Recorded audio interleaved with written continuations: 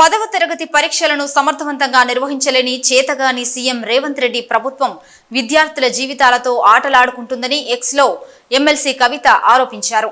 పరీక్ష పూర్తి కాకముందే ప్రశ్నాపత్రం వాట్సాప్లో ప్రత్యక్షమవడం, సంస్కృతం ప్రశ్నాపత్రానికి బదులు తెలుగు ప్రశ్నాపత్రం ఇవ్వటం సర్కారు పనితీరుకు నిదర్శనమని మండిపడ్డారు.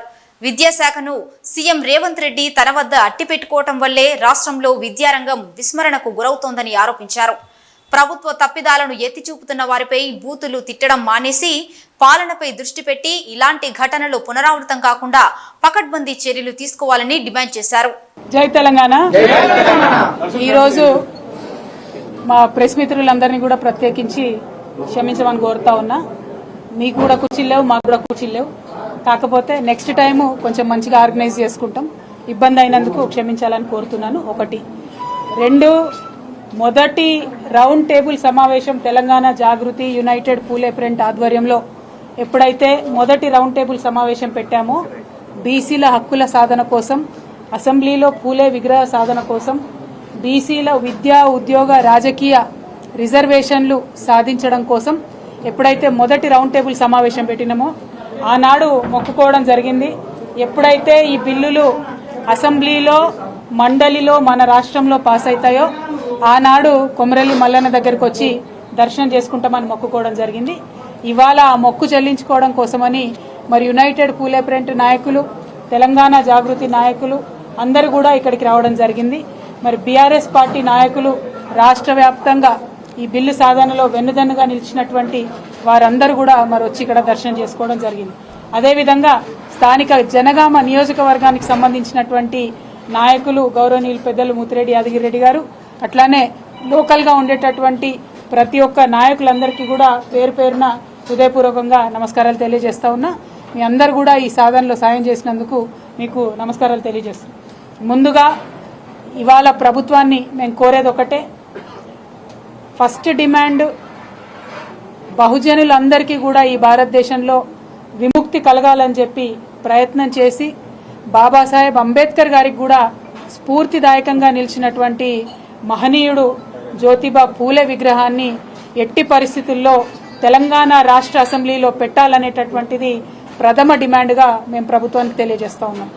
రెండవది, బీసీల ఉద్యమానికి తలొగ్గి మీరు మేనిఫెస్టోలో పెట్టినటువంటి 42% రిజర్వేషన్ బిల్ ఏదైతే అసెంబ్లీలో మండలిలో ప్రవేశపెట్టినారో దానికి అక్కడే ఆగకుండా నెక్స్ట్ అడుగు ఏదైతే ఉందో ఢిల్లీ వరకు వెళ్లి సాధించుకోవడానికి ప్రభుత్వం అన్ని విధాలుగా చిత్తశుద్ధితో ప్రయత్నం చేయాలని డిమాండ్ చేస్తూ ఉన్నాం. అంటే ఒకవేళ ఈ బిల్లు కోర్టులలో పడ్డా ప్రభుత్వం వెంటబడి బలంగా కొట్లాడాలి. 2, కేంద్ర ప్రభుత్వం ఈ బిల్లు ఇవ్వడంలో ఎటువంటి తాత్సరం చేసినా ఆ తాత్సరం జరగకుండా రాష్ట్ర ప్రభుత్వం చిత్తశుద్ధితో ప్రయత్నం చేయాలి. 3, భారతదేశంలో 50% పైచీలకు రిజర్వేషన్లు ఇచ్చేటటువంటి రాష్ట్రాలు మన తెలంగాణ రాష్ట్రంతో సహా దాదాపు 9-10 రాష్ట్రాలు ఉన్నాయి. ఎప్పుడైతే ఈడబ్ల్యూఎస్ రిజర్వేషన్ 10% ఇవ్వాలని కేంద్ర ప్రభుత్వం పార్లమెంట్లో చట్టం చేసిందో ఆనాటి నుండి ఈనాటి వరకు మన తెలంగాణ రాష్ట్రంలో కూడా 54% రిజర్వేషన్ ఇంప్లిమెంట్ అవుతున్నటువంటి విషయాన్ని ప్రభుత్వం గమనించుకొని మరి 50% అనేటటువంటి రిజర్వేషన్ అనే అడ్డంకి తొలగిపోయింది కాబట్టి సుప్రీంకోర్టు వరకైనా వెళ్లి బీసీల కోసం ఏదైతే మీరు 2 బిల్లులు ప్రవేశపెట్టారో ఆ 2 బిల్లులు కూడా సాధించుకోవడానికి ప్రయత్నం చేయాలి. ఇవాళ ప్రభుత్వం బీసీల కోసం బిల్లు పెట్టాలి అనేటటువంటి ఆలోచన వచ్చేలాగా తమ పోరాట పటిమ చూపించినటువంటి ప్రతి ఒక్క యూపీఎఫ్ నాయకుడికి కూడా పేరు పేరున నేను మనస్ఫూర్తిగా ఉద్యమాభినందనలు తెలియజేస్తా ఉన్నాను. అదేవిధంగా తెలంగాణ జాగృతి నాయకులకి, అదేవిధంగా బీఆర్ఎస్ పార్టీ నాయకులకి, అదేవిధంగా రాష్ట్రంలో ఉన్నటువంటి అందరూ ప్రజాస్వామ్యాన్ని కాంక్షించే వారందరికీ కూడా మనస్ఫూర్తిగా నేను కృతజ్ఞతలు తెలియజేస్తా ఉన్నాను. ఎందుకంటే సమాజం పరిణితి చెందుతున్న కొద్దీ విస్మరించబడ్డటువంటి వర్గాలన్నీ కూడా ముందుకు రావాల్సినటువంటి అవసరం ఉన్నది. దాన్ని మనమందరం కూడా మనస్ఫూర్తిగా హృదయాంతరాల్లోంచి కూడా ఆహ్వానించి యాక్సెప్ట్ చేసి దానికి తగినటువంటి రాజ్యాంగపరమైనటువంటి హక్కులు కల్పించాల్సినటువంటి బాధ్యత మనందరి మీద కూడా ఉన్నది. కాబట్టి బీసీ బిల్లు అంటే ఇది బీసీల లొల్లి కాదు. బీసీ బిల్లు అంటే అది ఎస్సీల లొల్లి, అది ఎస్టీల లొల్లి, అది రెడ్డిల లొల్లి, అది వెల్మల లొల్లి, అందరూ అగ్రవర్ణాల లొల్లి, అట్లానే అందరికన్నా ఎక్కువ మా ఆడబిడ్డల లొల్లి. ఎందుకంటే భారతదేశంలో ఆడబిడ్డలకు బీసీలకు రాజ్యాంగంలో హక్కులు కల్పించుంటే ఈ పాడికే మన దేశం అమెరికా అభివృద్ధిలో దాటిపోయి ఉండేదని బలంగా నేను విశ్వసిస్తా ఉన్నాను. ఆనాడు మనకు హక్కులు దక్కలేదు. ఇవాళ హక్కులు దక్కడంలో పోరాటం చేయడంలో తెలంగాణ నుంచే ఒక ఉద్యమ పొలికేక లేచింది, ఒక ముందడుగు పడ్డది. రేపటి నాడు ఈ తెలంగాణలో పడ్డ ముందడుగు దేశవ్యాప్తంగా కూడా చుట్టి రావాలి. దేశవ్యాప్తంగా కూడా బీసీల హక్కుల కోసం మనందరం కూడా పోరాటం చేయాలి. మరి మల్లన్న స్వామి సన్నిధిలో ఈ మాట చెప్తా ఉన్నామంటే అది మామూలు విషయం కాదు. ఆ కొమరెల్లి మల్లన్న దయ ఉంటే ఏదైనా కూడా సాధించుకుంటాం. మేము ఏనాడైతే ఫస్ట్ సభ పెట్టినామో ఆనాడే మొక్కుకున్నాం, అది సాధించుకున్నాం. మళ్ళీ ఇవాళ మొక్కుకొని పోతా ఉన్నాం. ఖచ్చితంగా దేశవ్యాప్తంగా ఉన్న బీసీలకు ఒక వేగు చుక్కలాగా తెలంగాణలో ప్రారంభమైన ఈ బీసీ ఉద్యమం తొవ్వ చూపుతుంది. దానికి యునైటెడ్ పూలే ఫ్రంట్ తెలంగాణ జాగృతి ముందు వరుసన కాగడతో నిలబడి దారి చూపుతుందని కూడా ఈ సందర్భంగా తెలియజేస్తూ, మరి ఇవాళ ఇక్కడ కొమరెల్లి మల్లన్న సన్నిధిలో మనం కూర్చొని మాట్లాడుకుంటా ఉన్నామంటే కొమరెల్లి మల్లన్న అంటే మన తెలంగాణ ప్రజలకు వరాల మూటగా మనం భావిస్తాం. కానీ ఉమ్మడి ఆంధ్రప్రదేశ్ రాష్ట్రంలో మన మల్లన్న కూడా కొద్దిగా విస్మరించబడ్డాడని చెప్పక తప్పని విషయం. ఎందుకంటే ఇన్నేళ్లు తెలంగాణ రాకముందు 3-4 కోట్లు కూడా వార్షిక ఆదాయం ఉండకపోతుండే. తెలంగాణ రాష్ట్రం వచ్చినాక గౌరవ ముఖ్యమంత్రి వర్యులు, ఆనాటి ముఖ్యమంత్రి వర్యులు కేసీఆర్ గారు మల్లన్న స్వామికి 13 ఎకరాల భూమి మొదలుండే, అది కూడా కొద్దిగా ఇబ్బందులలో ఉండే.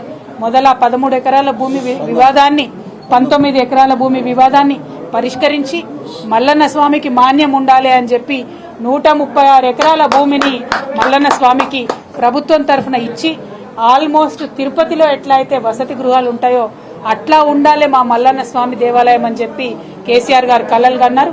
దానికి తగ్గట్టుగా మేము వస్తుంటే తొవ్వల చూసినాం.